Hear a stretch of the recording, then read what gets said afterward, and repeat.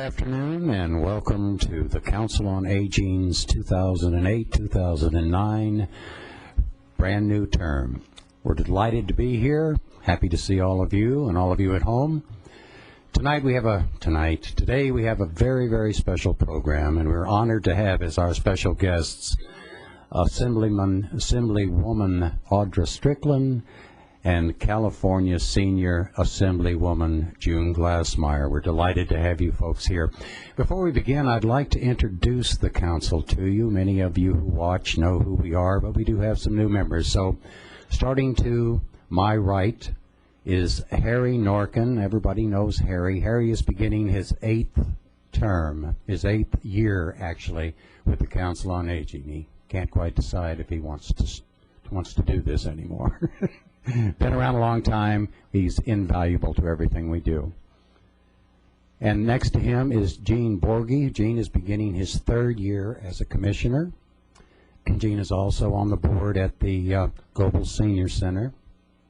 And we have a brand new appointee, Nick Farthingham. Brings a lot of experience to us, and we're going to put him to use. And my name is Jim Searden. I'm starting my 4th year on the council.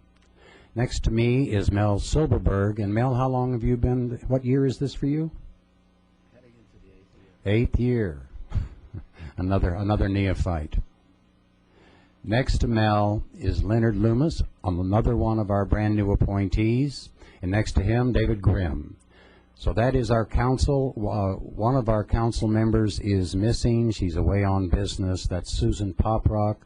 Susan is chairman of our health committee and a very valuable member to our outreach committee as well. We have one other position that will be filled. It's in the hands of City Council right now. One of the persons that was selected to appear on the council for reasons of scheduling and health was unable to join the council. So a new appointee will be made forthcoming.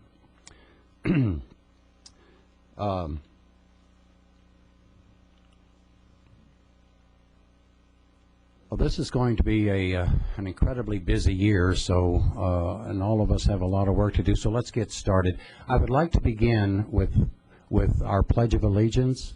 So if Nick, would you lead us in the Pledge of Allegiance?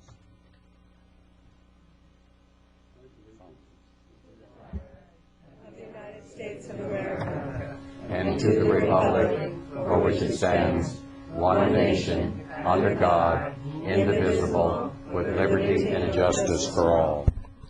Thank you. Francine, would you call the roll? Good afternoon. Commissioner Borghi? Here. Commissioner Fotheringham? Commissioner Grimm? Here. Commissioner Loomis? Here. Commissioner Norkin? Here. Commissioner Poprock is absent. Commissioner Searden? Here. And Commissioner Silberberg? Here. Thank you. Now is the time for public comments. If you have anything that you would like to address the council on that does not relate to either Assemblywoman Strickland or Assemblywoman Glassmeyer, if you have any public comments above and beyond that do not relate to them, now is a good time to do it. And I invite you to come up to the podium and say anything you have to say. There are no comments?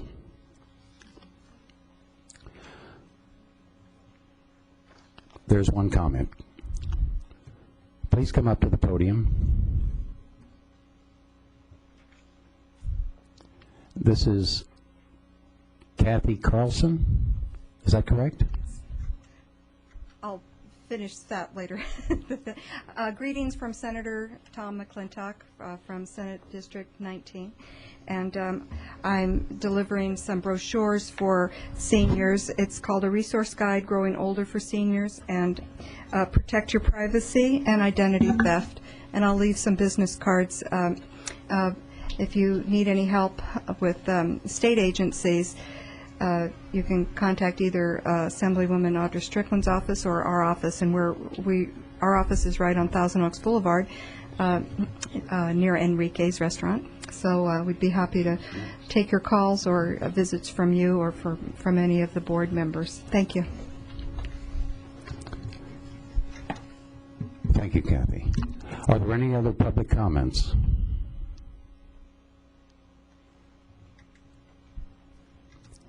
At this time, I will turn the program over to our program chairman, Harry Norkin, who will introduce our speakers. Harry? Good afternoon, and I have the honor to introduce Audra Strickland, our local assemblywoman. And I have to tell you that we are very fortunate and pleased that she took the time and effort to fly down from Sacramento just to be here with us today, even though there is a budget crisis going on in Sacramento right now. Audra Strickland was first elected to serve in the State Assembly representing the 37th Assembly District in 2004. Receiving overwhelming approval and support from her community, she was subsequently reelected in 2006. Before being elected into office, Audra Strickland taught junior high school students American history and language arts. Although deeply committed to educating our children, anyone who has worked with Audra knows she has a strong passion for public policy. Audra Strickland earned her Bachelor of Arts degree in political science from the University of California at Irvine. Shortly after graduation, she gained considerable legislative experience working in our state capitol for several legislators, including Assembly members Bill Campbell, Chuck Pochigan, and former Speaker Kurt Pringle. As a member of the Assembly, Audra Strickland's legislative priorities include measures to address the state's economy, tax relief for California families, public safety, and improving education. Major legislation introduced by Assemblywoman Strickland includes eliminating the state's unfair double tax on gasoline, reducing property taxes for homeowners, limiting the ability for state politicians to increase college tuition, and strengthening punishments for sexual predators. Assemblywoman Strickland resides in Moore Park with her husband, former Assemblyman Tony Strickland, and their two children, Ruby Ruth and Anthony Paul. Audra is also involved with a variety of local organizations and causes, from a cancer awareness effort to a battered women's support organization. In 2002, her dedication to her community was recognized by her appointment to the Ventura County Board of Education and receipt of the Teacher of the Year Award from the Ventura County Republican Women Federation. More recently, she has been named Legislator of the Year by the Young Republican Federation of California. Assemblywoman Strickland represents the 37th Assembly District, including the communities of Acton, Agua Dulce, Camarillo, Canoga Park, Castaic, Chatsworth, Fillmore, Los Angeles, Moore Park, Newbury Park, Oakview, Ojai, Piru, Santa Paula, Simi Valley, Somas, Thousand Oaks, and West Hills. And with that, would she come to the mic, please? There she is. Thank you, Mr. Norkin. My name is Audra Strickland. I appreciate the opportunity to be with you here today. It's a beautiful day outside. And you're right, Sacramento, we are still debating a budget. And really, at the moment, California is at a crossroads in determining its economic health. And many folks throughout the state have lost their jobs. Many folks are possibly going to lose their homes. And as a legislature, I believe that it's very critical that we do not make things worse, but indeed make things better, protecting the most vulnerable among us, our seniors, our foster care, and the disabled. And so far, the proposals in Sacramento to deal with our $15 billion budget deficit have only exacerbated the problem and will make it more difficult for families to make ends meet. The folks in Sacramento, some of our more liberal lawmakers, have proposed eliminating the mortgage interest deduction for homeowners when foreclosure rates are up 124%. Others have proposed new higher income tax brackets for state taxes when our unemployment rate is higher than it's been in 12 years, up 7.4%. And unfortunately, recent proposals have included eliminating the senior tax credit, have eliminated the tax credit for people with children dependents, also hitting families at a particularly difficult time when grocery prices are so high and their home prices are falling. All in all, more than $40 billion in tax increases have been proposed as a way to address our budget. Taxes on the grocery bags that you get at the grocery store, taxes on the internet, taxes on beer, taxes on gas and oil, raising your vehicle license fee, higher taxes, higher sales taxes, higher taxes on services, and higher taxes on commercial property. And unfortunately, with all these tax increase proposals, it's no wonder why families and businesses are leaving this state. According to a recent issue of Forbes magazine, California ranks the 4th highest tax burden in the country. And that's why we've seen companies like Toyota and AAA and AT&T locating elsewhere. Our tax revenue is leaving the state, and that's really the only solution that's been offered so far to address the budget gap is to raise people's taxes. I know that there are tough times for people in the state, and frankly, my family's not immune. More than a year ago, my father, who was 59 at the time, suffered a massive hemorrhagic stroke. He spent 2 months in the ICU over at Los Robles, another 3 months in acute rehab. And right now my mom is a full-time caregiver, so I understand a lot of the problems that we're facing. And, things really have not been tougher for them. Their medical coverage will run out soon, and they'll be entirely dependent on Medi-Cal and Medicare. That's a very scary situation to find yourself relying on someone else for the first time in your life. But since I see some of our good folks from Senior Concerns here, I'd like to point out what an incredible resource they are to our community. They've personally helped out my family, my father, and are a tremendous resource to everyone, not just obviously in Thousand Oaks, but they are unique throughout Ventura County and such a valuable asset to our seniors and others in the community.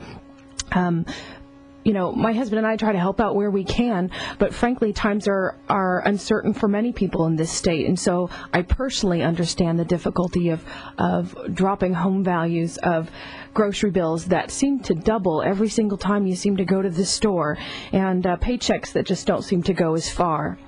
But even as I think of my own situation, I think of the problems that we're facing with our current state budget for California. And trying to tax our way out of this fiscal crisis is not an honest solution, because it really is only a temporary Band-Aid on a budget problem that's going to surface next year and the year after and the year after that. And increasing taxes is not a solution to Sacramento's fundamental spending problem. There can be no end to the tax hikes if liberal lawmakers continue to spend money that we don't have. So, how do we get past this budget stalemate? How do we pass a budget that won't further jeopardize the well-being of our seniors, the well-being of our foster kids and our disabled populations? Well, frankly, think about what you do when your own family runs into tough times. You scale back. You prioritize. That's exactly what you do. You put things in order of the most important, like your mortgage, like food, like your medical costs, and then you go down from there. And sometimes you have to eliminate things that you'd like to have. Maybe you don't eat out as much. Maybe you have to cut back on cable. Maybe you don't get to travel as much. But that's exactly what the state needs to do. And so like we ask every California family and every California business, the legislature must take those same steps to reprioritize. We need to obviously spend less. We need to restrict increases that automatically go up every year to programs. And obviously we need to set some limits. We've proposed a spending cap to say that we can't spend more than this amount each year, and we account for growth inflation and growth in population, but that's it, so that we don't have this continual up and down of the budget cycle that we seem to every year, which jeopardizes the most fragile in our state and is really just unfair. It is the responsibility of this legislature to come up with a budget that is in the best interest of all Californians. And so, unfortunately, I've been unable to support the budget proposals that have come out because they will hurt our economy and they will hurt our families. They will hurt our seniors. And it's important that we do not continue to perpetuate this problem by refusing to fix it when we have the opportunity. Frankly, I have co-authored legislation that would allow us to do some stopgap spending between now and when we pass the budget, so that those individuals that are on Medi-Cal will not face cuts, will not fall off the rolls, will not be pushed out of their skilled nursing facilities because the state has been unable to come to a compromise. And unfortunately, that legislation has refused to be heard by the Democrat majority of our legislature. legislature. Folks that are on Medi-Cal are being used as political pawns right now to force people to vote for a budget that will ultimately continue to hurt the people of California. And so I find myself very frustrated when I have constituents that call my office and say, I run a skilled nursing home facility, and as of the 12th of September, I'm going to have to close my doors. I'm going to have to lay off my workers. I've taken out a loan. I can't make ends meet, and unless the state does something, I'm going to have to let all of our residents go. That's a horrible, horrible situation, and until the state resolves its budget crisis, we need to absolutely step in and protect those folks that are our most vulnerable. I do not support using the elderly to make a political play or to jeopardize their medical care every summertime because California's legislature can't spend within its means. So that obviously is the biggest thing that's going on in Sacramento right now. But in Ventura County, we have one issue that is importantly critical, and that is the possibility of converting our California youth facility into a prison hospital. The federal receiver, someone who's been appointed to oversee the reform for our prisoners in the area of medical and mental health, has proposed converting our CYA facility into a 1,500-bed maximum security level prison. And he plans to do that sometime next year. Camarillo is number 3 on the list out of 7, and there are 2 others ahead of us, but Camarillo is a great place to be. It's got a beautiful weather, it's got a lovely community, and so he's chosen this site as one of his possible facilities, and we're obviously trying to point out why Camarillo and Ventura County is not the appropriate place for a 1,500-bed prison. And 3 reasons come to my mind. One is it's going to jeopardize our public safety. We already have the need to make sure that public safety is one of our top priorities in this state, and putting 1,500 high-risk prisoners in our county, their families that will move in to be near them, is not something that we think will help keep up our high level of law enforcement in this county. There will also be the threat of people trying to escape as they go from that prison facility to our local hospitals, which they'll be used to receive treatment. That's a very scary situation. The tax on our law enforcement as they have to then supervise those transports. They have to supervise individuals and increase surveillance at our local hospitals.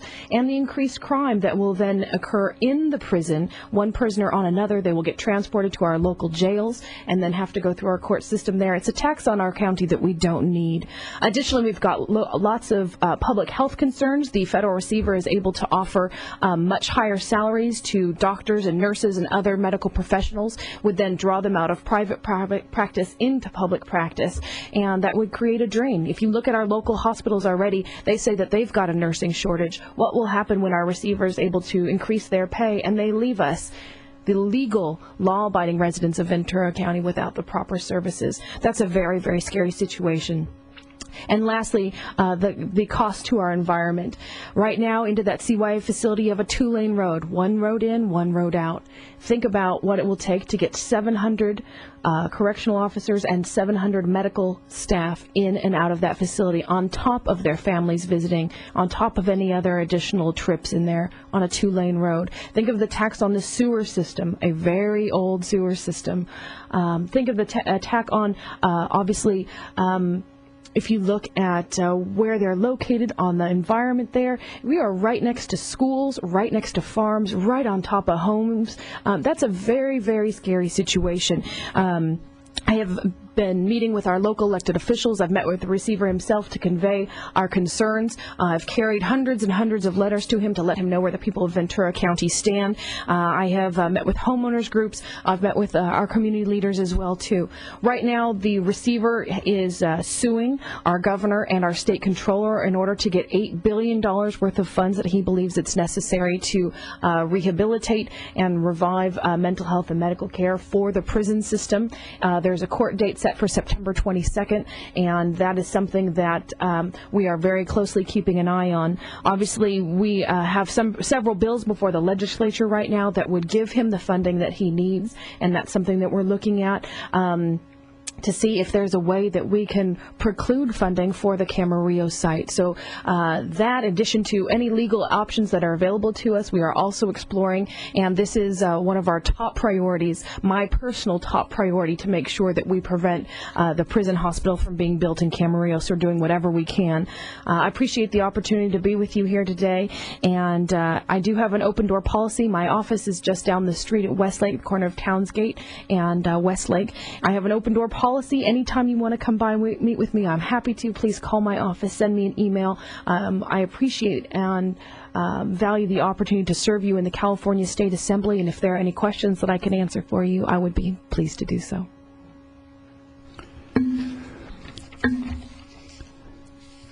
Anybody? Siegfried Bremer, I believe, has a question. Did I pronounce that correctly? Yes. Thank you.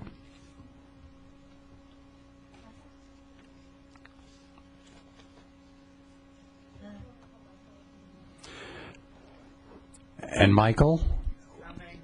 What is your last name, Michael? Curran. Curran. Very nice to have you here.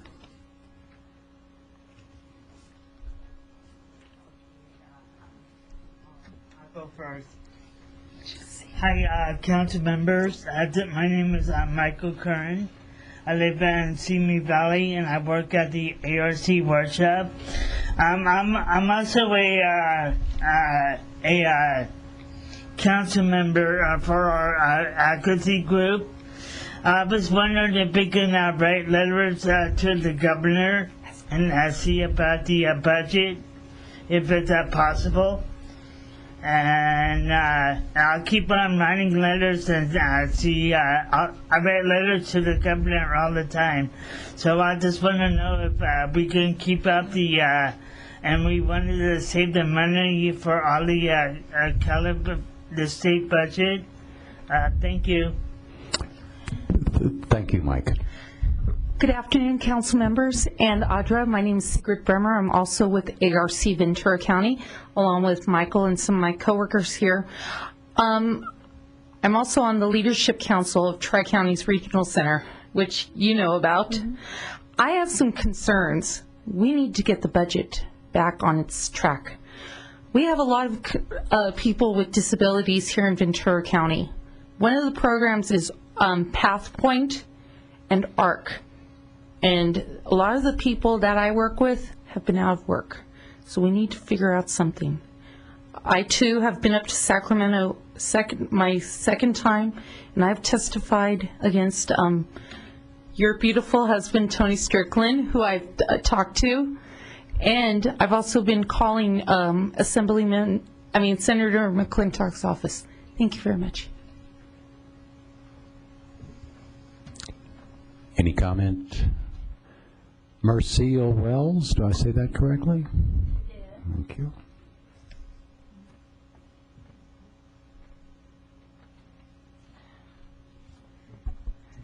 Thank you, commissioners, for allowing me to be here and to speak. And Assemblywoman Strickland, I have a question for you, and I left a packet with my letter. I would like to read it in a letter, and I left a packet for you with it enclosed. Secondhand smoke travels from smokers' units and multi-unit buildings to other units through ventilation and exhaust pipes and open windows and doors. And that secondhand smoke affects not only the health and ability to breathe of many Californians of all ages who suffer from respiratory illnesses, it also leads to later health issues of the healthy. While efforts have been made to block secondhand smoke from drifting between units, those efforts have been ineffective. Exposure to secondhand smoke cannot be controlled by air cleaning or mechanical exchange, said the Surgeon General in 2006 on page 649 of The Health Consequences of Involuntary Exposure to Tobacco Smoke, a report of the Surgeon General. Since, according to the California Air Resources Control Board, secondhand smoke is a toxic air contaminant with no safe level of exposure, and according to Public Health Law and Policy Technical Assistance Legal Center, prohibiting smoking altogether, in multi-unit buildings is the only sure way to prevent unwanted exposure to this toxic substance. I ask you to introduce legislation that will ban smoking inside the units of multi-unit buildings.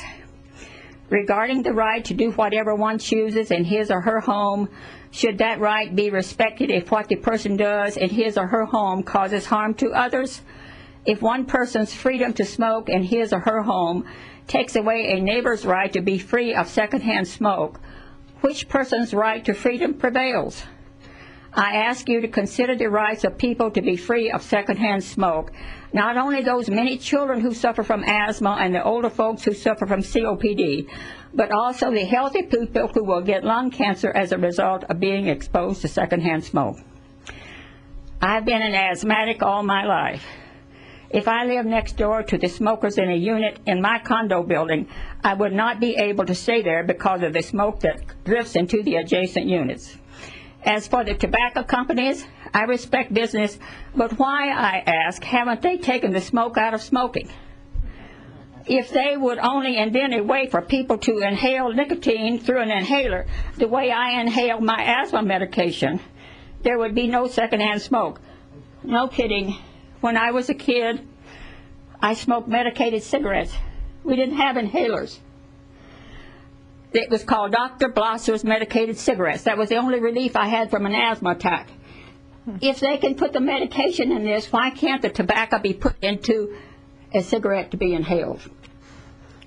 That's not in my letter, that part. It's time for business to take the smoke out of smoking. But until that happens, unless laws prohibit smoking in apartments and condominiums, those who live in multi-unit buildings will continue to be exposed to secondhand smoke. I ask you to please help the people who live in apartments and condos. Please write legislation that will prohibit smoking in all areas of multi-unit buildings. Thank you. Thank you, Marcille. Elise Klessman.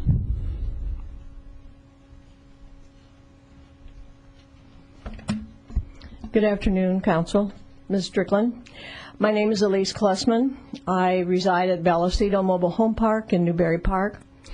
I'm also a member of the Housing Focus Group of the Senior Advisory Master Plan Project, which the Council initiated and which the City of Thousand Oaks has been conducting. We are looking long-term to provide information to the City Council which will enable them to make long-range plans that will address their senior concerns as well as some baby boomer concerns. I think it's interesting that you mentioned what is going on with your parents, so you are now more familiar with the kinds of problems that we are facing. My question to you relates to affordable housing for seniors, most especially those of us who reside in mobile home parks. It is my understanding that there have been several measures before you in the past, and I regret to say that you have not supported those.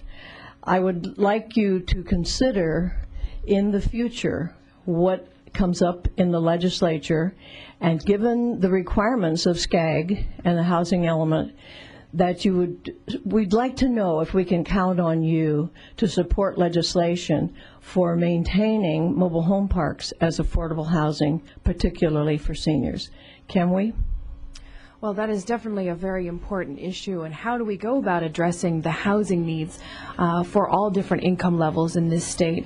Ventura County has had some of the highest home prices, and only recently have those begun to fall even a bit.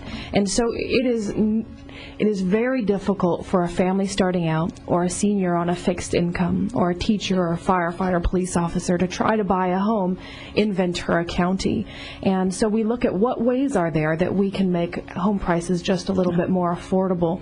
And folks have turned to the mobile home park, and though not necessarily intended to be that affordable home for individuals, it really has become that. And so as we look at addressing our housing needs, not just regionally, but for the state of California, it's important to look at supply, look at demand, do what we can to make sure that where we're building, we do it wisely, we do it smartly, and within the general requirements and wishes of the people of the community. I mean, I think people of Ventura County have done a beautiful job making sure that there are green belts between our cities, that we're not wall-to-wall home and commercial development. And I think the people of Ventura County, this is what they prioritize and what they like.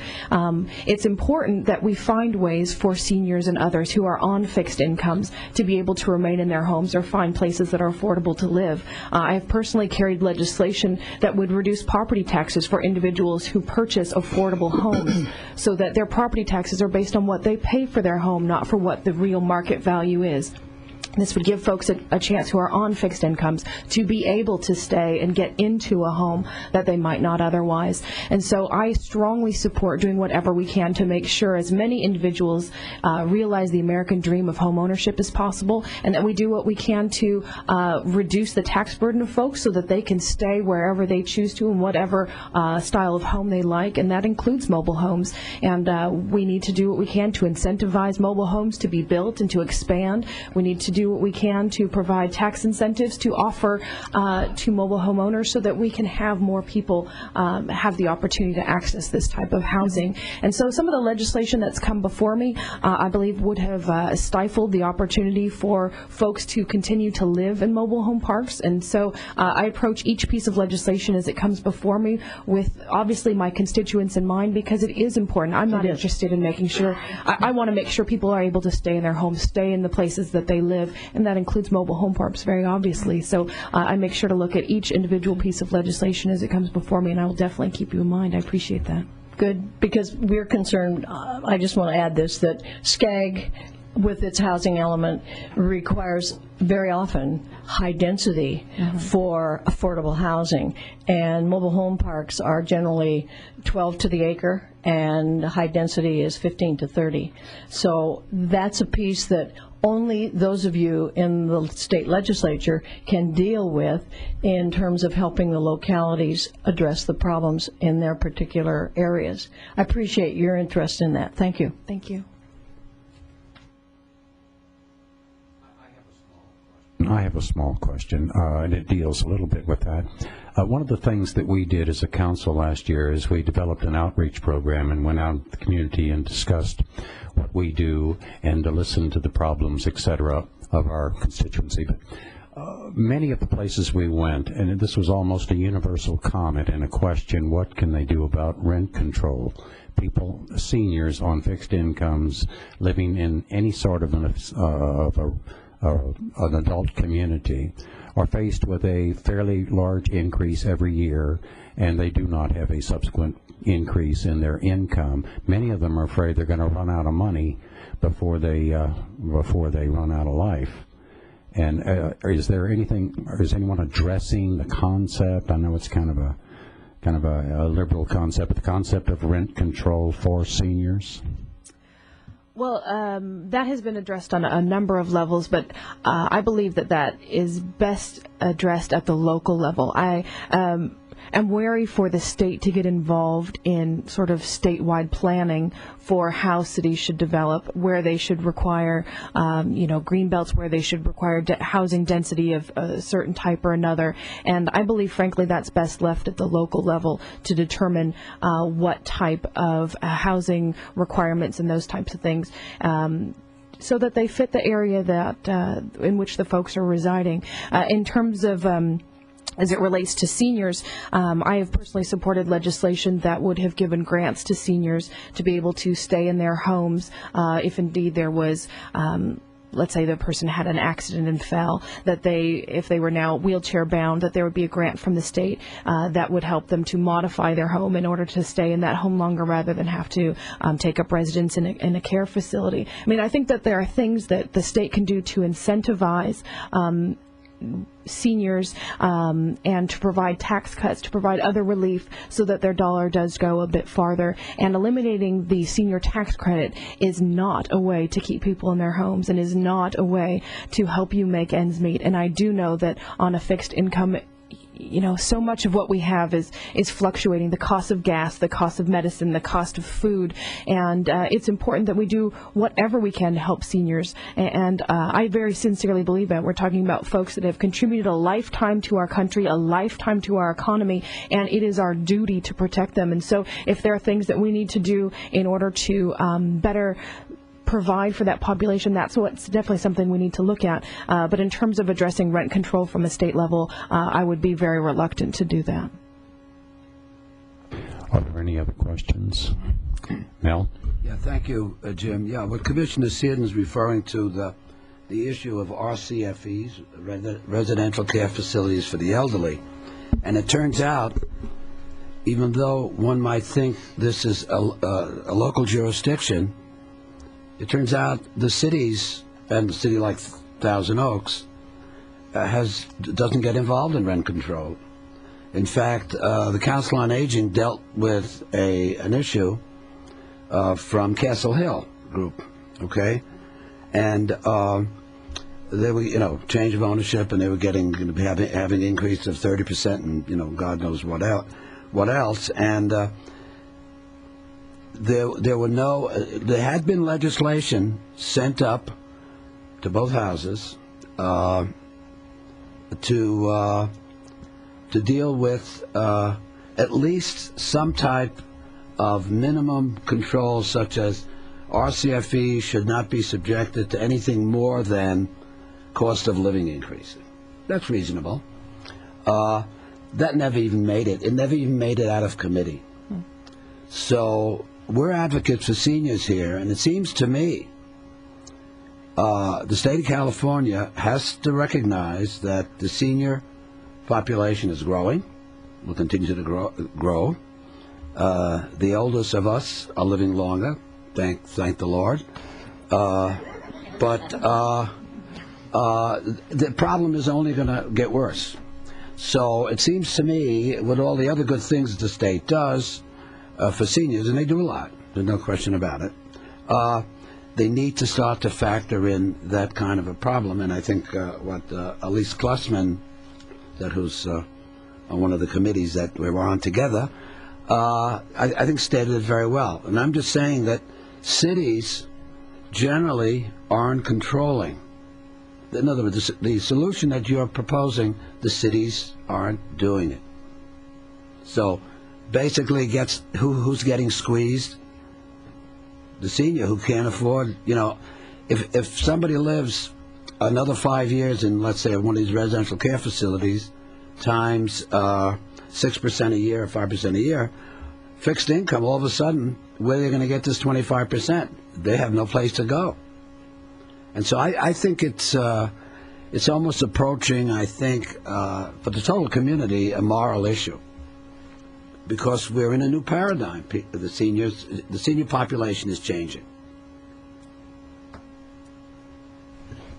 Any other comments or questions? Assemblywoman Strickland, we genuinely appreciate your being here. Wait, hold on a second. Commissioner Narkin has a question. I had just one question. A $15 billion deficit is really a horrible thing to have to deal with. We all recognize that, I believe. And I know that philosophically, the increase of any kind of taxes is really, a terrible solution. What solutions do we have, though? I wonder if you could take just a few minutes to help us understand what kinds of cuts do we mean other than, waste and things of that sort. Could you do that, please? I appreciate that question very much, because $15 billion is a lot of money, and it has taken us a number of years to get to this position. but we have to do something to prevent the continuation of this type of budgeting. There are quite a number of places that we can turn. First off, if you take a look at the amount of money that's spent on the population in this country that is not here legally, we're looking at about $11 billion.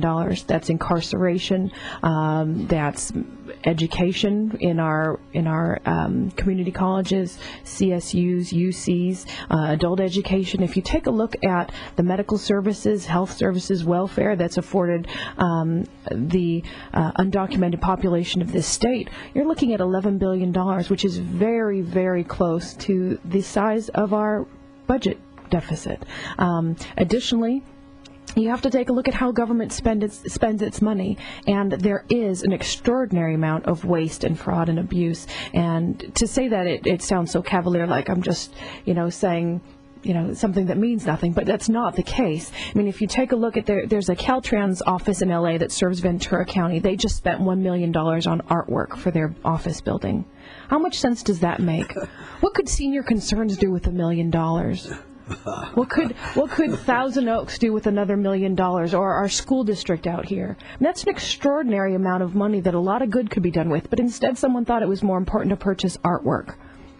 We have over 350 boards and commissions that advise the state of California, the Coastal Commission, the commissions that advise on our UCs and CSUs, Commission on Aging, all sorts of different commissions, and most of those folks serve the state of California for free.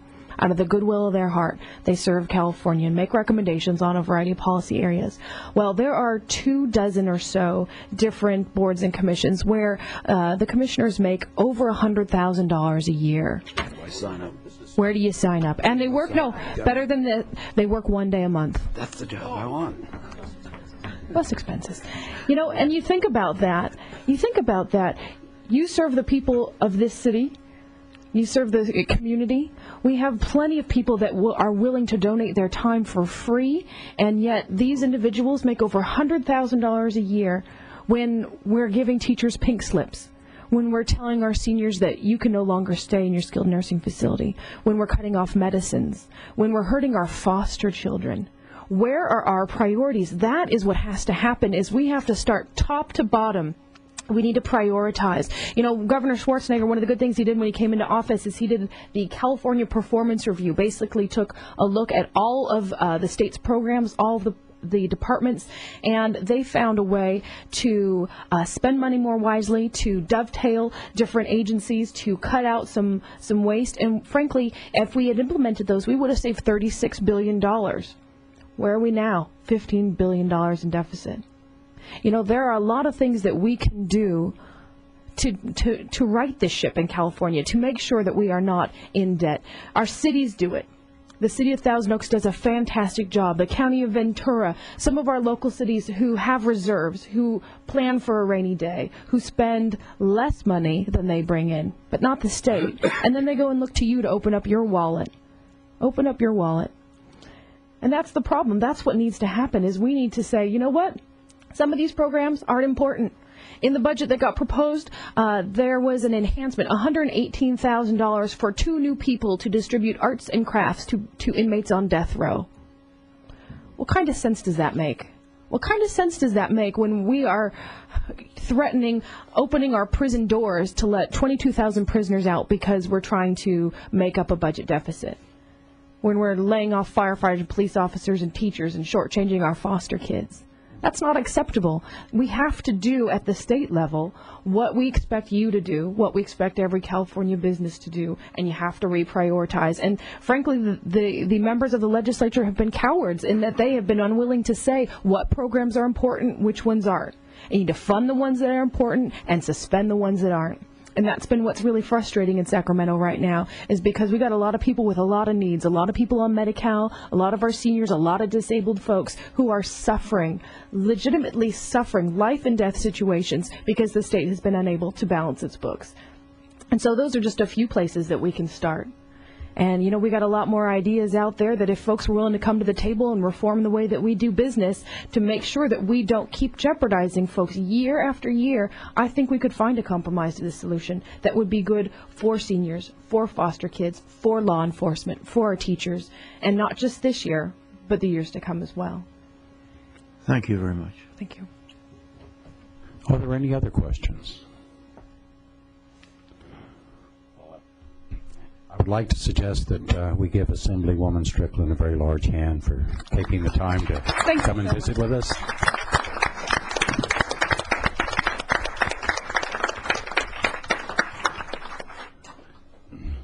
I'd also like to remind people that up on the front table there are handouts from the Assemblywoman's office that they can pick up on their way out.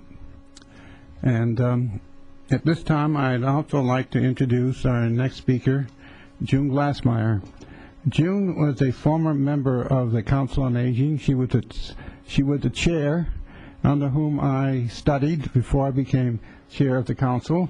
And June later went on to get elected to the senior legislature. And June today will give us an update on the proposals before the senior legislature. June?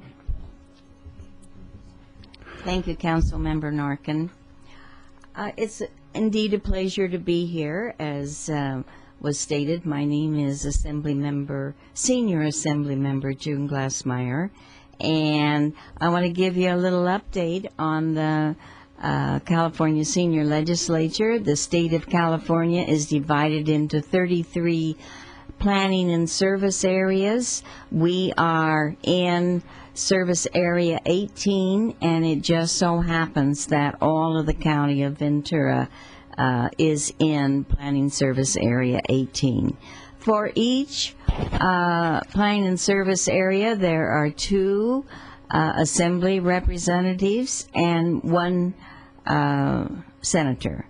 Richard Griswold from Camarillo is our senator from 18, and Assembly Member Larry Hartman is our other Assembly member from 18.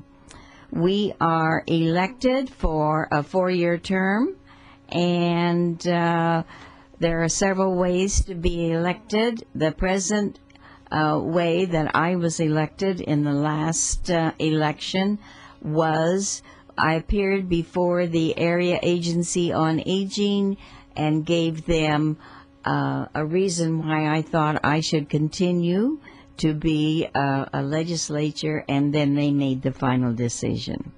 So I am here today to, I want to tell you that our purpose is to write proposals to improve the quality of life for seniors in PSA 18.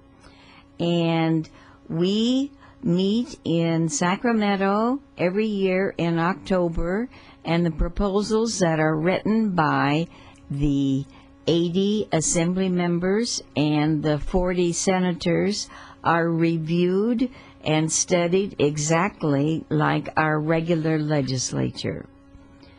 And if it passes, if that proposal passes, then all the proposals are prioritized, and the first 10 are giving recognition, and in January the halls of Sacramento are walked, and they seek authors, a legislature who will author and carry this proposal. Last year, 69 proposals were presented and passed. And of those 69, 18 of them were authored in January of this year, which is a pretty good percent. Of the 18 that were authored, 5 were chaptered, and that means that they became law. And I want to read those to you. Some of them have a little meat, carries a little meat, and some of them does not. But we are always cautioned not to write a proposal that's going to cost any money. that's going to cost the state any money. Difficult, right? One of the proposals that was chaptered was to make the month of May the Senior Volunteer Month. That was chaptered. Another one was the Mortgage Forgiveness Debt Relief Act. And I want to read that to you. Special rule for certain sales of principal residences by surviving spouses. In the case of a sale or exchange of property by an unmarried individual whose spouse is deceased, on the date of such sale shall be applied $500,000 instead of $250,000, and that was chaptered. Elder Abuse Awareness Stamp was chaptered, and that will go into law on January of 2009. Government negotiated drug prices was chaptered. This measure would use the Congress and the President of the United States to amend the Medicare Act to require that the federal government negotiate for the lowest available prices for prescription drugs. And the last one was in-home supportive services. This is if you live in your home and you have care from caregivers, that their backgrounds be checked for any criminal records, and that was chaptered.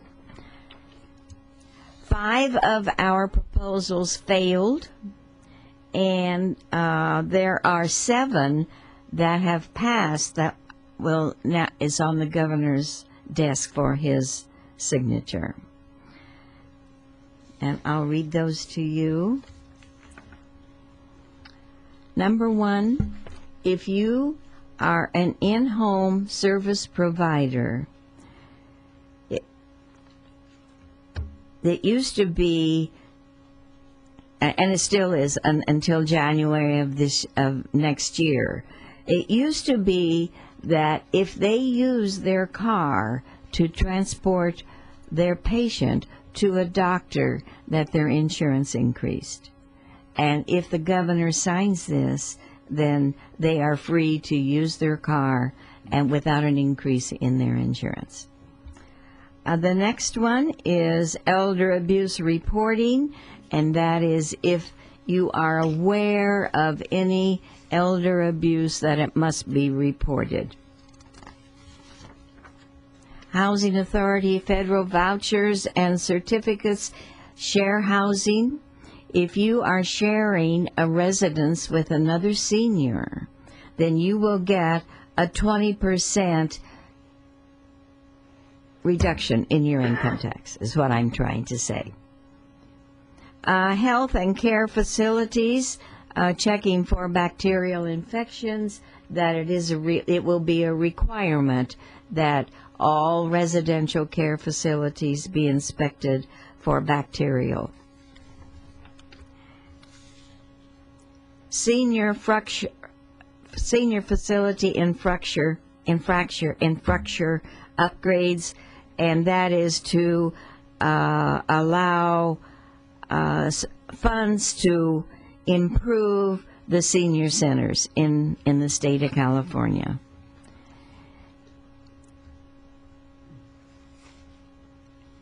And the last one is, this would Older Americans Act disability definition. The bill would define disability for purposes of the Act to the same as the term is defined for the purpose of California Fair Employment and Housing Act. It's inconsequential. And then there's one that I haven't read, I read that one. I think I've read them all.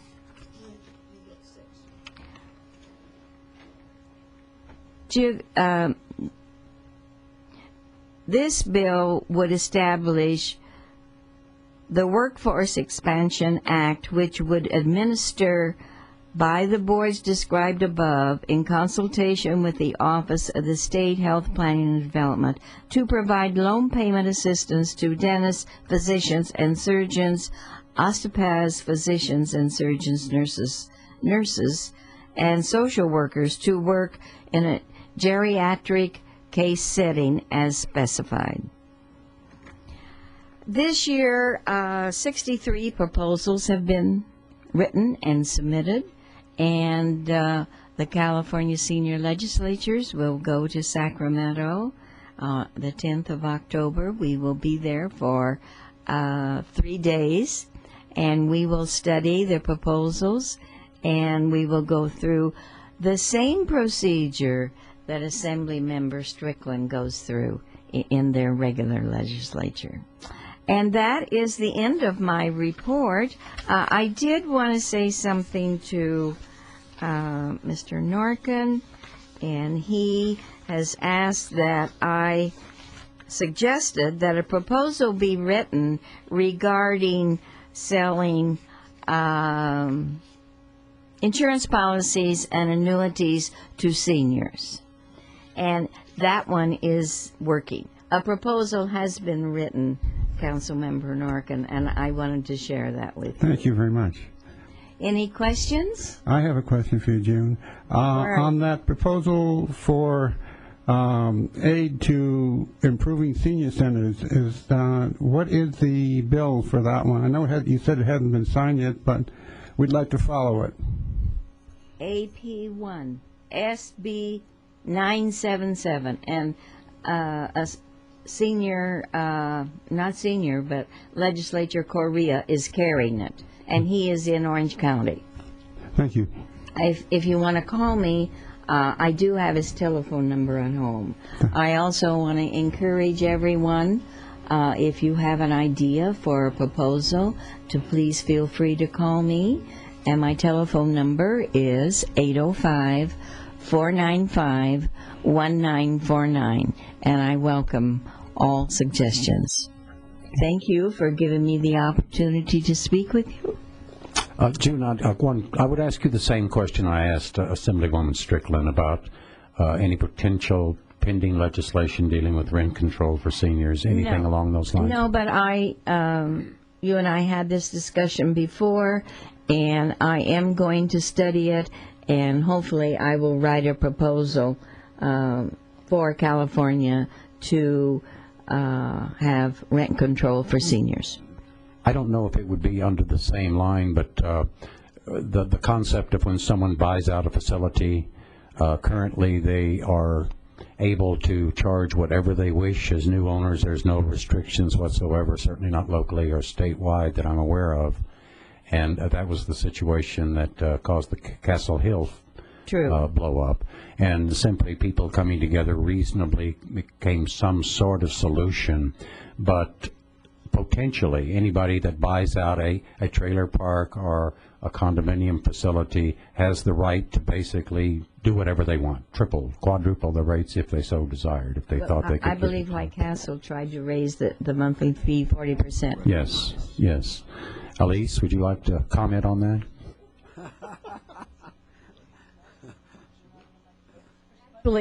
Actually, that's not true when it comes to mobile homes, Jim. Thousand Oaks City has probably one of the toughest rent control ordinances in the state for mobile home parks. And so when you're talking about rent control, we are now faced with the prospect of many of the park owners trying to sell the park, or as the one I live in, he's trying to subdivide, and that's costing him lots of money. And so now he has a new proposal, which is a long-term lease, and that then would increase the rent. They'd have an incremental rent, which means they would go off rent control, and then at some point it would go up to fair market value. So even though we are in mobile homes and they are affordable, it's different from being in an apartment or a place like Castle Hill or an assisted living where you're paying $6,000 a month. And I really I'm really glad that she was here to hear some of the concerns that we have. I don't mean this in a negative way, but I think the illness of her father and the role of her mother as caregiver and their problems, it brings it home. And we've said that about the baby boomers, that perhaps they will learn by helping their parents. So there is rent control for mobile home parks, and ours is probably the strictest in the state. Yeah. Thank you, Elise. Yeah. Any other questions for? Yes. Is there a website through which citizens can track these proposals and any subsequent bills that evolve from them? Well, after October, then I will be able to give you that information.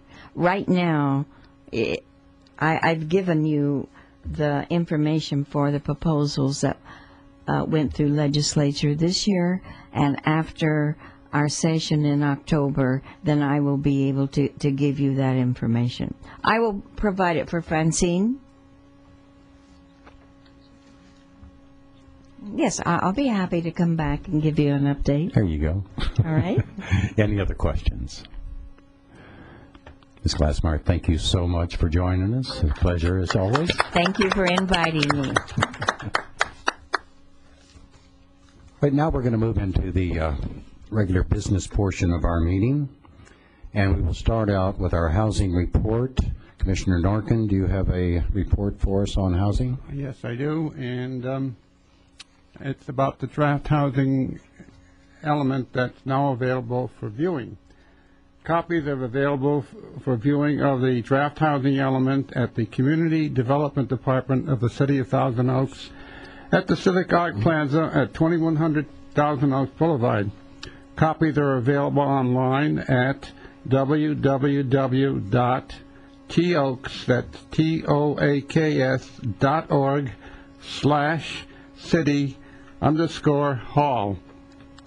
The draft of the housing element reviews progress since the adoption of the previous housing element in 2000.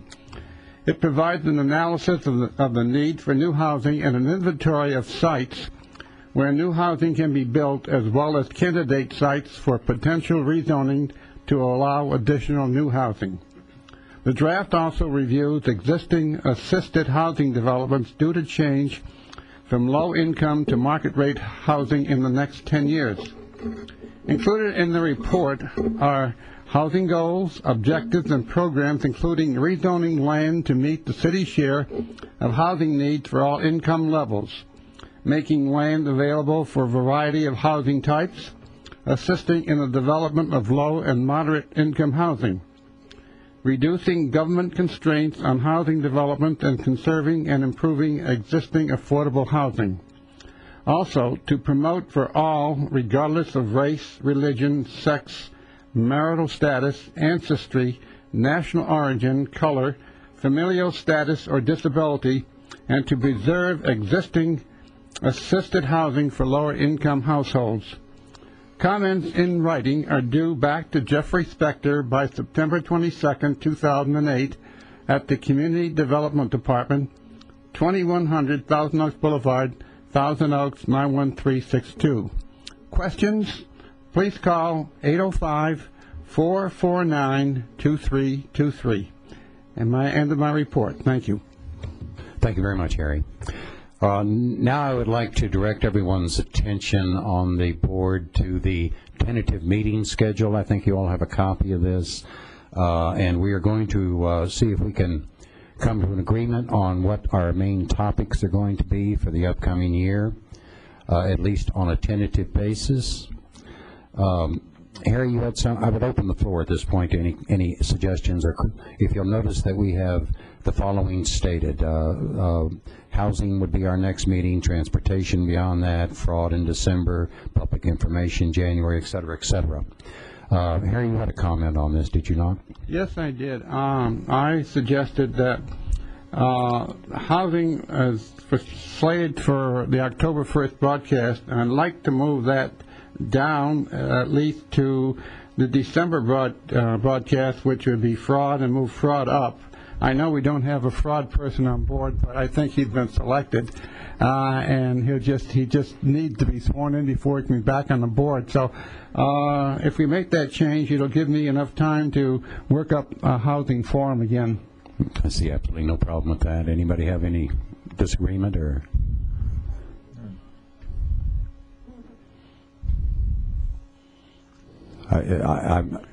What did you say, Martin? You wouldn't be here in October? So that would kind of slow that whole thing up, wouldn't it? Well, we can certainly switch it to November. November was going to be transportation, and we can switch transportation around. Would that give you enough time, Harry, to address housing in November? November would be acceptable. Okay. So why don't we do that? We'll change housing to November 5th, and we will make transportation October the 1st. Does transportation have a problem with that?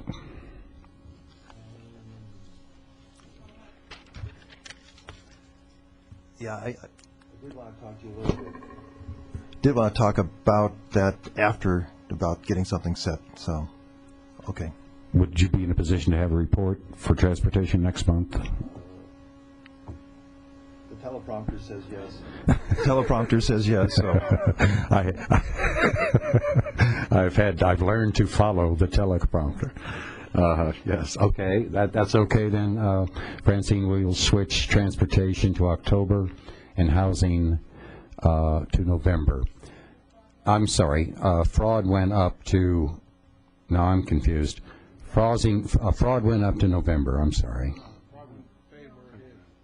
Oh, I'm sorry. So we're just moving transportation to housing and housing to transportation. Okay. That was almost right the first time. Okay, that leaves the rest of the year. Now, keeping in mind this is not necessarily set in cement, that if something really exciting or absolutely necessary comes up, we can alter our schedule. But beyond housing, transportation, and fraud, then we move into public information, which is a fairly broad category. I'm not real sure what we even mean by that. That would be in your category, Harry. Do you have an idea what we're looking for from public information? Not yet, but I'll dream one up. Okay.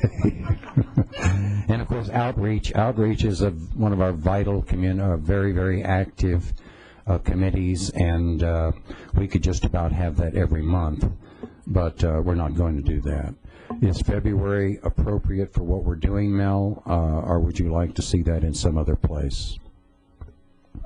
I would hope that, even though we're still working on our schedule, and I'll mention that in our report, I would hope that by February we would be close to having a draft of a report that we might be sending on to internal review by senior management in the city. So that probably looks like it might be a timely. That sounds appropriate then. Or very early in March or something around that time. Okay, so tentatively we can leave that right there at February. Disaster planning, this is something we pretty much feel mandated to do. It's an extremely important thing, and if we've all witnessed Katrina 3 years ago and the preparations they went through this time with Gustav, it's an incredibly important thing for this valley that we live in. There's very few ways to get in and out of where we're going. So the whole concept of emergency planning and disaster planning is something that we wish to address every year.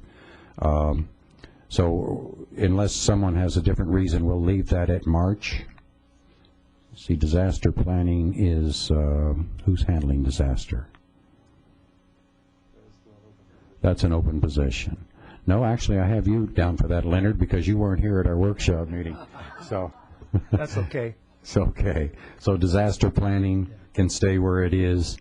Healthcare, gosh, we can work healthcare in any time we want. Tentatively, I suggest we just leave it where it is. Obviously, we want to use May to coincide with Older American Month, and so we'll probably have a program dealing with that whole concept. And of course, June is our other services program, and you don't want to miss that. I have no idea what other services might mean, but sounds pretty open-ended.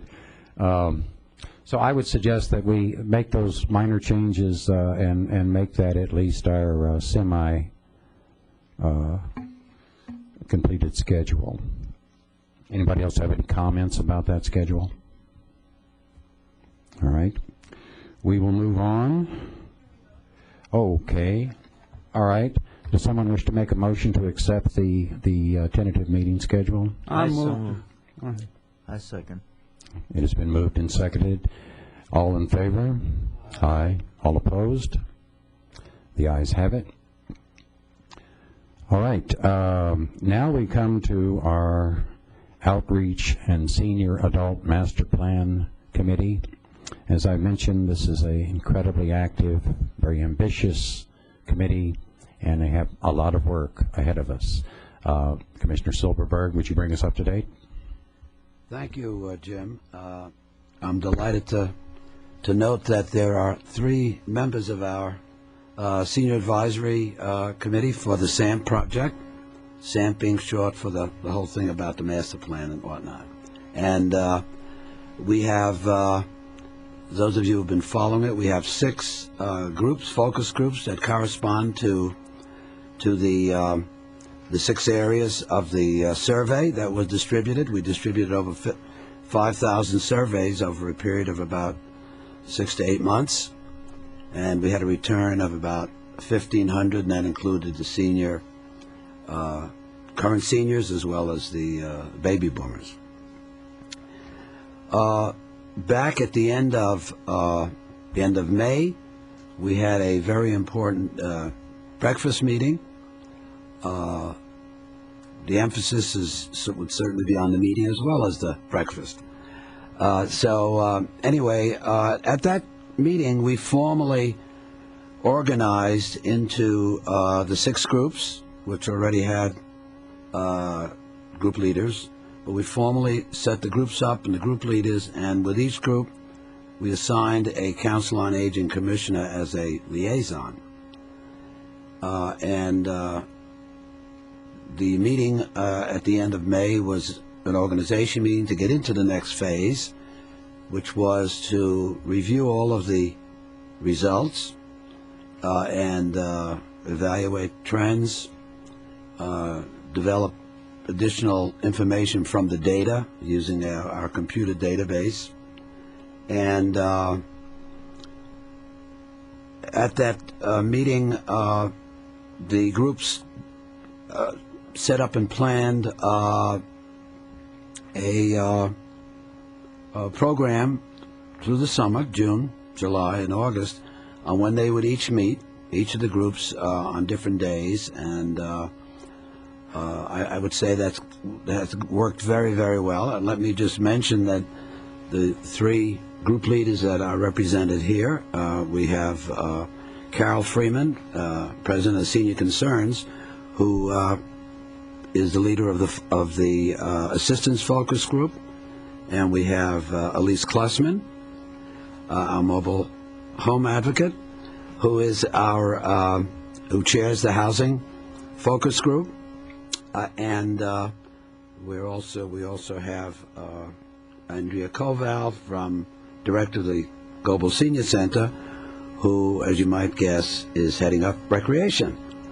And let me just say, without getting into a lot of details, pretty much most of the work at this stage has been done in terms of reviewing the data, working with filters, and having put together the information that we would need to move into the next phase of the report development. And I just want to acknowledge, for those that are here and those who are not here, that the advisory group, the focus groups, are a very dedicated and committed group of people who we had originally asked them to commit to 5 hours per month, and they have exceeded that tremendously. And so the Council on Aging and the City of Thousand Oaks wish to acknowledge the fine work that you're doing. You're here. And there's we have more work to do, but the Council on Aging is confident that given the progress we've made so far, we will be able to achieve our goals, which is to send a draft report sometime by around June 2009, a draft report that will have gone through us and through the city to the City Council. Now, the reason why the group leaders haven't gotten any recent emails from me is because we're in the process of developing where we go from here, our schedule. I know that groups are continuing to meet, and what we have done in order to get ready for the next phase, and I say we're sort of developing the schedule for this, and we'll explain it when we get the groups together again, the focus group leaders together sometime later this month to be announced. In order to move on from here. Oh, by the way, I should mention the other thing the groups are trying to do is amongst themselves and then eventually together discuss and be able to look at the interdependencies between the groups. How does, housing relate to transportation and health and so forth? And believe it or not, there are lots of dependencies. Just to tell you what we've had to do here at the council is that in order to be able to develop the report structure, do quality assurance on the report and so forth as we move forward, we've had to split up into two groups in order to comply with the legal requirements of the Brown Act. And so you'll be hearing more about that. And in the meantime, I would say keep up the good work to all of our advisory committee members and focus groups, and we do appreciate what you've been doing. Amen to that.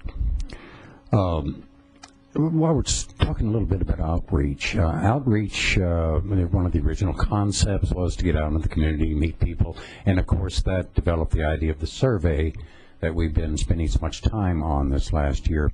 But the concept of outreach is still alive and well. That is to say that we are looking to go out into the community and talk to any group that wishes to discuss and get involved with, address senior concerns, problems, wishes, whatever it is. We are delighted to come out with our outreach committee and put on a little presentation dealing with senior problems and senior solutions, and to provide you with our senior services directory, which if you haven't got, by golly, you should certainly have one in your hands. So if there is a group, if you have a social group, a service group, or any sort of a gathering that might be interested in senior problems, give us a call at area code 805-449-2743. And also, certainly all you faith-based organizations, we would be delighted to come out and speak to you as well. And in addition to that, perhaps some of the places that you work have human relations departments that might be willing to put on a presentation for people that are soon to be retired, baby boomers that might be wishing to get an idea what it's all about on the other end of their work life. And certainly for people that might have their parents going through problems that some seniors have. So if you belong to a company that does have such an organization and has occasional meetings, we'd be delighted to come and talk to you also. Go ahead, Mel. Mel has something else to add. Yeah, in my haste and in going through all of the complimentary remarks I made, I need to we continually need to acknowledge our city staff liaison, Francine Spriggle, who, if those of you who, those of you who read the Star, get the Star, was on Sunday, if you recall, was voted by the community in the entire Ventura County as the hardest working person in the county. Yay! Let's have a hand. Let's have a hand for that. Come on. Oh, was that you? How are you so lucky? Okay. Wow. Gee. No cookies. No cookies. Oh, oh, that's right. Yeah. But let me just say that, and I have to get out my soapbox. Is that what they call it? No. Thank you. Us old timers, right? So, no, this job, putting this all together is a challenge, and not only does it require the kinds of people that we have working on it in the, in the community and the volunteers that I've already mentioned, it's a staff challenge too, because as you know, our staff person is working well and beyond the call of duty, and so we have to again acknowledge and thank Francine for all that she does. Thank you. Thank you. All right, we will now move on to our liaison reports, and if Commissioner Silverberg would take it from here. Thank you, Jim. Okay, first I want to report about the Ventura County Area Agency on Aging, the Advisory Council, which doesn't meet during the summer but has been meeting throughout the year, and the next meeting is in September. One of the things that the Area Agency on Aging has been doing in the past year is to basically solve the same problem that the Council on Aging has, and is namely, how do we reach out to the seniors in the entire county and let them know that there is an Area Agency on Aging, and they provide a lot of support and services and grants to organizations to help seniors. So what we did is we had an outreach committee, and we developed a brochure. This is a brochure designed by a committee, and each city, including Thousand Oaks, will get one of these brochures, which describes very simply and concisely what the Area Agency on Aging does and what resources are available. And on the back page, in each pocket, there'll be a pocket where the specific city that we distribute these to will have the information that pertains to that city as a resource card in each one of these. I don't know how many thousands are going to be printed. And so, for example, the Global Senior Center is listed in this card, as well as the Senior Nutrition Congregate Meals, Meals on Wheels, the RSVP program, et cetera, Lifeline, and so forth. So, and the Senior Concerns Fitzgerald Center is listed. So, this is an attempt to try to, because even though it's a wonderful, the Area Agency on Aging, run by the county, provides resources for seniors, unfortunately, many seniors don't know about it. And so we definitely are moving ahead in that regard. I should also mention, and I think there'll be more information on this, on October 15th there's going to be a senior expo at the Ventura County Fairgrounds, and variety of vendors will be there and so forth, but basically the proceeds it'll be free to seniors and so forth, but it'll be the proceeds will go to help support the senior nutrition program in the county. So that's very good. There also was something, and maybe you may want to mention this maybe at the end, something about the California, sort of outside the county, but if you take a look at it, I think it's Thank you.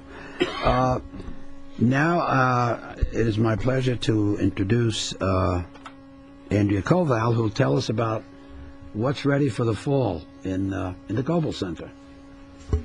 Well, first of all, I want to say good afternoon and welcome back from summer and some new faces. So I hope you all stop by the center and get a tour and get to see what all we have going on. I know Nick has. And I know quite a few of you have been busy over the summer as well. And anyway, I wanted to just kind of piggyback some of the things that you were talking about, like for outreach. I want to remind businesses and other companies that besides calling the City of Thousand Oaks, they can always call the Global Senior Center directly, and more than welcome to come out and do presentations on my own and with you. So, because we've done it a variety of ways, and we always have a good time. So, and all our programs are starting back up. So I've got quite a few here, and just to let you know some new things that have come up. We started a new badminton program over the summer, which is in the mornings over at the Teen Center, utilizing their gym. And for the fall, it'll be on Tuesdays and Thursdays at 11:15 to 12:30. So there's a new group of, it started off small, and they're already growing to 6, sometimes 8, and looking for more. They also, if you haven't played badminton in a while, they also bring some extra rackets and some shuttlecocks and whatnot. So they're having a good time over there. And since summer, the commission, our Global Senior Center Commission, which is a nonprofit board, also put monies towards a wonderful shade structure. So now our back patio is covered. And we also got some special funding through the City of Thousand Oaks to augment that. So that was really a really nice boon. So we can actually expand and move out to the patio with some programs and some other use. As well as that, we also broke ground and have the platform for our new putting green. So the foundation is laid. That was in yesterday. Just got to let the concrete cure. So in about maybe 3 weeks, we'll be able to go putting out back. So that'll be some newer things outside to expand programming and extra fund for health and well-being. We do have a special person in the community. Mark Lichterman writes books, and he's written a book called Becoming. And I didn't get to read the whole book, but I glanced through and sped read quite a bit of it. It's kind of a fun book. Kind of takes you back to way back when and family relationships and how things work. So he's going to do a small book reading for us and for the community on Wednesday, September 10th at 4 p.m. at the Global Center. Then on Thursday, September 11th at 10 a.m. and at 6, we have a special seminar, Total Health Management. And that is going to go over different types of exercise, stress reduction, diet. They also suggest you wear comfortable clothing and bring a mat or a pad, because they're actually going to teach you some of this stuff, so you're not just listening to it. You get to take it home with you in your head, so you get to practice it there. So that will be a really nice program to come and do for about an hour and a half. We also have Irma Cackert still out there talking about her travels, and she's going to do part 2. She's already done part 1 of India towards the beginning of summer, so she'll do part 2, and we'll be speaking about the actual old ways and how some of the people still actually live in the old ways and without the modern conveniences, and how they take care of themselves, and she has pictures and whatnot. Also have a seminar on anti-aging coming up by Dr. Edward Portnoy. He's local. And that'll be on Tuesday, September 16th at 6:30 p.m. So we're going to talk about a variety of things, natural and otherwise, regular medicines for anti-aging. Everybody's all into that, wanting to keep yourself healthy. And we have Grandparents' Day coming up this month. So that's going to be a special lunch program in our Marquee Cafe. So we'll have a special menu in honoring Grandparents' Day. And like I said, September 16th, so you'll need to call and make your reservation for that. Every other month, Global Senior Adult Center does an orientation, and that starts at 9:30. It's about an hour and a half. And if you haven't been to the center, it's a really good way to learn about all its programs, how it's funded, different programs in the community, how to actually use our newsletter and find what it is that you're looking for. So it's a really good program to come to. All you have to do is sign up, get on the list. And that'll be, again, Wednesday, September 17th. And we are also doing our final, quote, summer barbecue. So that'll be on Friday, September 15th. So you need to come and get your tickets. That one's not a freebie. It just covers the food and the fun from staff and all the camaraderie and friendship. And hopefully we'll be using our back patio. The last big thing that's coming up for September is Fall Prevention Week, and that's September 22nd through the 26th. And I'm working with Francine, and she's been working with Lifeline and Camarillo Healthcare District, so we're going to get some special guests come in and talk about a whole variety of things, how to prevent your falls, if you do fall, how to safely get up, doing some assessments that you can actually take and assess your own home for safety issues, which I'm sure we can all do. If you're like me, you've been out vacationing and playing all summer, so things build up and you don't notice them till they start encroaching. You start tripping. So anyhow, it's like, who put that there?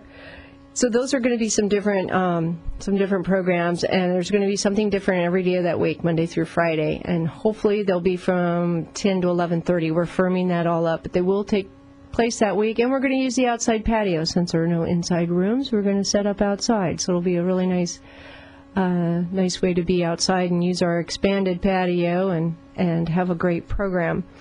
Also, the second Friday of this month coming up, so that would be, that'd be the 12th. Our new trips go on sale, so anybody who's interested in taking some trips, new ones go on sale that Friday.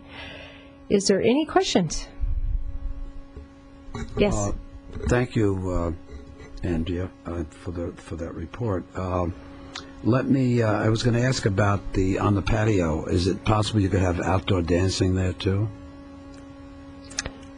Yes, in one sense I'd say yes, but dancing on concrete sometimes is kind of difficult. So I don't know. It all depends. I'm looking at the safety issue value, but you never know.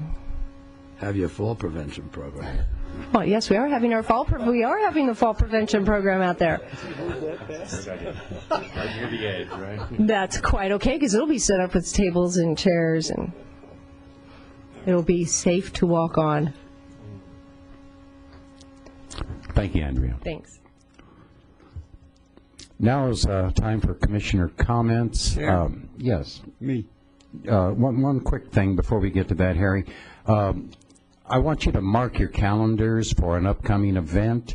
The Congress of California Seniors will hold the 2008 Southern California CCS Senior Voices Conference on Monday, October 27th.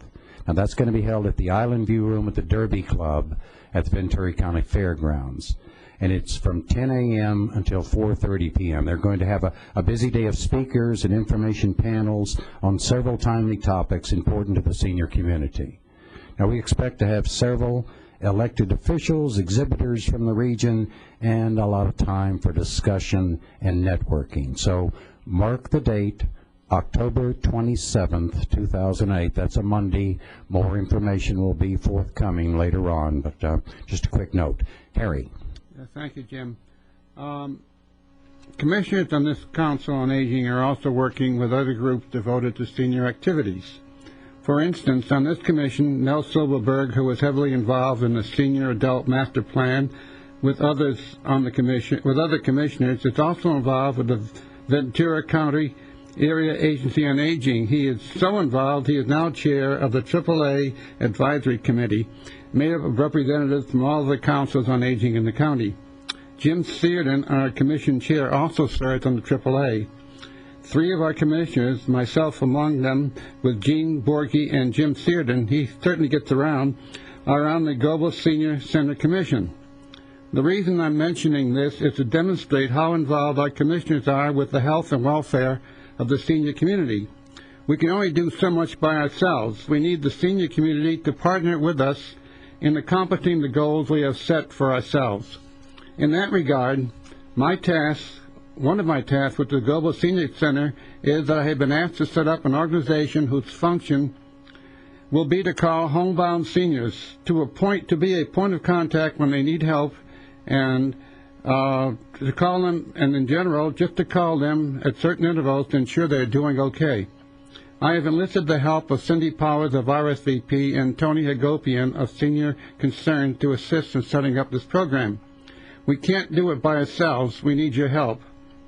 If you are interested, Cindy Powers would love to hear from you. Her office is in the Global Senior Center on Jantz Road, next to the Grant Brimholz Library. You may call her at 805-381-2742. We need you to make this program succeed. Thank you, Jim. Well, that's a pretty darn good program. I hope that you choose to get involved with that. There are people that sort of contact is simply vital. So thank you, Harry. I would like to say along those same lines that I wanted to remind you that this is your program. We want to address the things that you want us to address. So if there are topics that you think we're not talking about or something you'd like us to get involved with, please let us know. Call Francine at 449-2743. She just loves it when I give out that number. But in addition to that, if you have anything wonderful, special that you'd like to share with the community, a birthday, an anniversary, a birth of a grandchild, a great-grandchild, let us know. We'd be happy to announce it. Or if you'd like, you can come down here and we'll put you on the camera and you can announce it yourself. We'd be absolutely delighted to have you. Or if you work for a club of some sort or involved in having a special event and you'd like to get the word out about that, give us a buzz. We'll be very happy. Same phone number, same person, Francine, 449-2743. Are there any other commissioner concerns or remarks? If not, I declare this session closed. This meeting is adjourned.